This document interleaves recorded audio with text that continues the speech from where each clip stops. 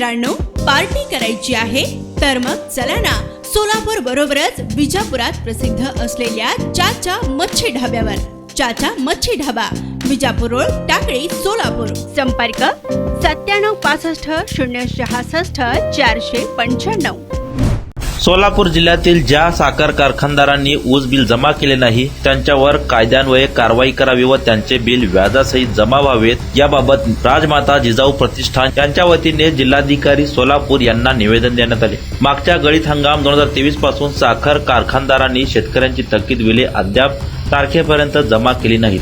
असे असताना या संदर्भात आपल्या कार्यालयाने कोणती कारवाई केली आहे का? ऊस तोडल्यापासून किती दिवसाच्या आत ऊस बिल देणे आवश्यक आहे? वेळेत बिल अदा केले नाही तर कायदा काय सांगतो? FRP प्रमाणे बिल न देणाऱ्या कारखानदारावर काय कारवाई झाली? याबाबत या निवेदनात विचारण्यात आले आहे. तसेच प्रत्येक हंगामात जिल्ह्यातील कारखानदार शेतकऱ्यांना 8-9 महिने बिल अदा करत नाहीत. शेतकऱ्यांची होणारी पिळवणूक आपण थांबवावी, थकीत रक्कम व्याजासहित शेतकऱ्यांना द्यावी, अशी देखील मागणी या निवेदनातून करण्यात आली आहे. थकीत रकमेसंदर्भात आपण तात्काळ आदेश करावेत. बिल अदा करण्याच्या संदर्भातील जे कायदे नियम आहेत त्या सर्व नियम अथवा कायदे कारखानदारांनी पायदळी तोडवले आहेत. साखर आयुक्तांचे आदेश, निर्णय, नियम केवळ कागदावर असून त्यांची अंमलबजावणी होताना दिसत नाही. कोणत्याही परिस्थितीत पुढील 8 दिवसात जिल्ह्यातील कारखानदारांनी थकवलेले ऊस बिले तात्काळ व्याजासह जमा करावेत. जे साखर आयुक्तांचे आदेश पाळणार नाहीत अशांवर दंडात्मक कारवाई करावी. तसेच त्यांचे गाळप परवाने रद्द करावेत आणि शेतकऱ्यांच्या दृष्टीने सकारात्मक निर्णय घ्यावा. कायदेशीररित्या मांडलेल्या मागण्या मान्य झाल्या नाही तर मोठे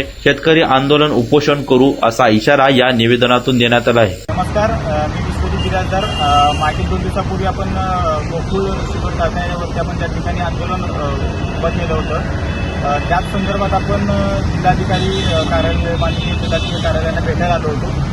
आपला प्रमुख मुद्दा असा होता की जेवढे काही अक्कलकोट तालुक्यातले जे कारखाने आहेत आणि त्या कारखान्यामधून ज्या शेतकऱ्यांची थकीत बाकी आहे त्या शेतकऱ्यांना फक्त FRP दरानुसारच नाही तर शासनाच्या कायद्यानुसार व साखर आयुक्ताच्या कायद्यानुसार त्यांनी आतापर्यंत जे 14 दिवस झाल्याच्या नंतरनं जो टक्केवारी कायदा सांगतो त्या टक्केवारीच्या नुसार सर्व शेतकऱ्यांच्या खात्यावरती व्याजासहित पैसे शेतकऱ्याच्या अकाउंटवर जमा करण्यात यावेत.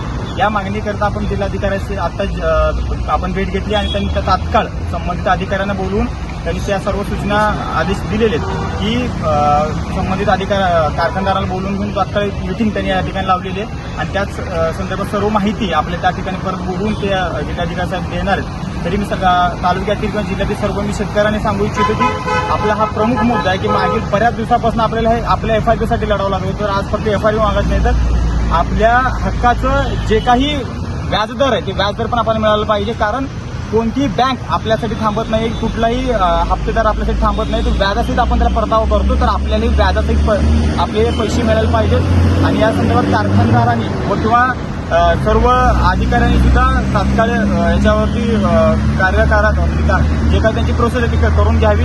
आम्हाला कोणत्याही कारखानदाराला टार्गेट करायचं नाही किंवा कोणालाही आम्हाला छेडछाड करायचं नाही. फक्त आमच्या हक्काचे पैसे मिळाले पाहिजे कारण की त्या पैशावर आमच्या शेतकऱ्यांची चूल चालते. एवढंच मी तुम्हाला या ठिकाणी मी सर्वांना विनंती करतो. आणि दुसरी गोष्ट सगळ्यात महत्त्वाची, ज्या लोकांना या जे काही तालुक्यातले पक्ष असतील किंवा संघटना असतील या सगळ्यांना माझी सगळ्यांना विनंती आहे, भले तुम्ही आमच्यासाठी येत नसाल किंवा या गोष्टी करत नसाल तर किमान शेतकऱ्यांनी कारखानदाराच्या विरोधात तुम्ही भूमिका घेऊ नका. आमचा मुद्दा हा वैयक्तिक आहे आणि आम्ही आमच्या बेसवरती नक्कीच लढू.